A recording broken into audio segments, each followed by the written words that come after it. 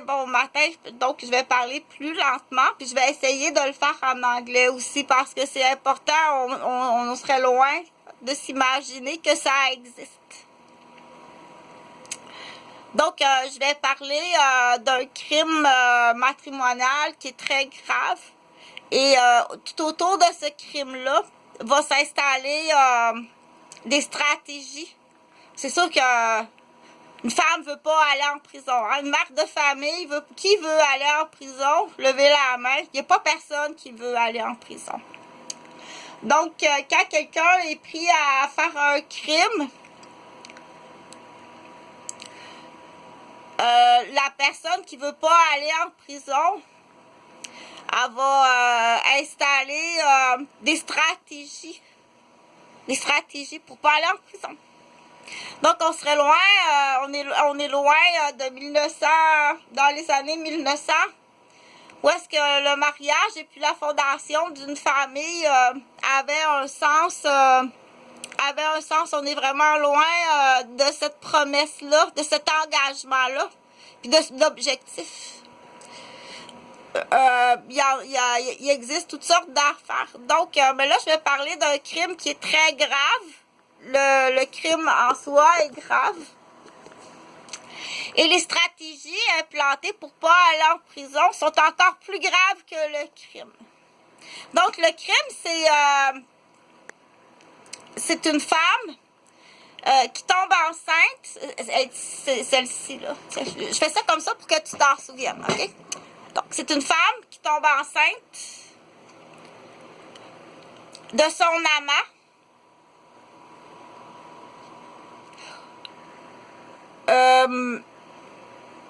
Alors qu'elle a 2 enfants à la maison qui sont à l'âge du berceau. Une petite fille de 6 mois, puis un garçon de 3 ans et demi, 4 ans.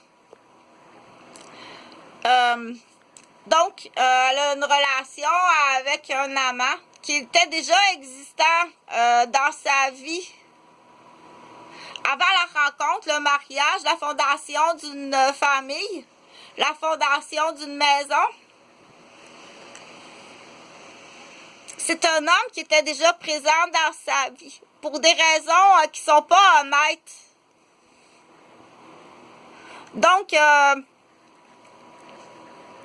la naissance des 2 enfants, elle revoit cet homme-là, puis elle tombe enceinte de cet homme-là. Non, pas moi. OK? C'est pas moi. Je parle pas de Chantal Roberge, là. Mais ça existe. Donc, elle tombe enceinte de son ancien amoureux de consommation.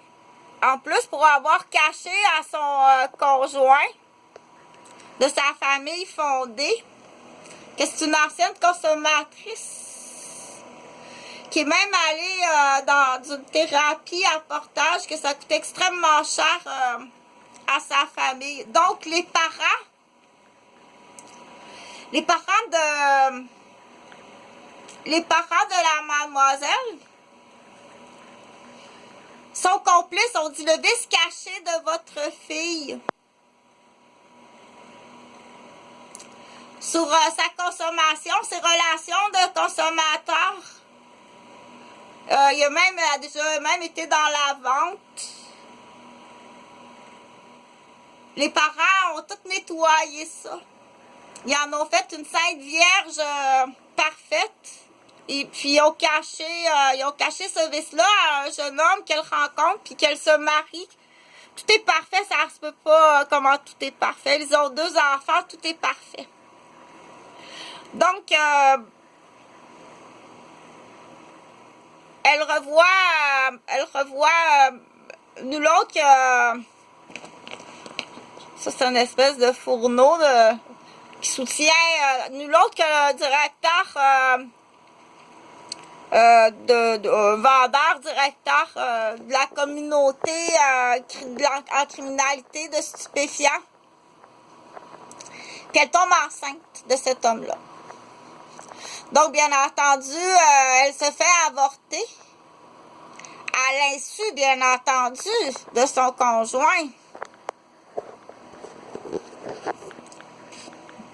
son plus vieux, son garçon de 4 ans, il s'en aperçoit. Et elle tient son garçon de 4 ans en otage, avec des menaces. C'est pas juste dis-le pas, c'est plus grave que ça. Dis-le voir qu'est-ce qui va arriver. Dis-le. Puis dis-le en public où est-ce qu'il y a des agents de sécurité. Quand ça arrive, là, faut que tu le dises. Puis dis-le en public où est-ce qu'il y a des agents de sécurité. Puis des membres de la famille. Donc, on va dire, ça va puer longtemps, Je leur donne des noms comme ça. Bravetti, ça va puer toute ta vie à l'intérieur de ton vagin. Puis, il s'agit tout simplement de le dire. T'as juste à y dire. Ouais. T'as juste à le dire, puis ça, le corps, il va réagir. OK? On a juste à dire que tu vas voir que c'est fort. C'est vraiment fort, le corps. Donc, là, à partir de là, elle tient en otage, parce que c'est un gros système, là. C'est un gros système, ça. Elle tient en otage aussi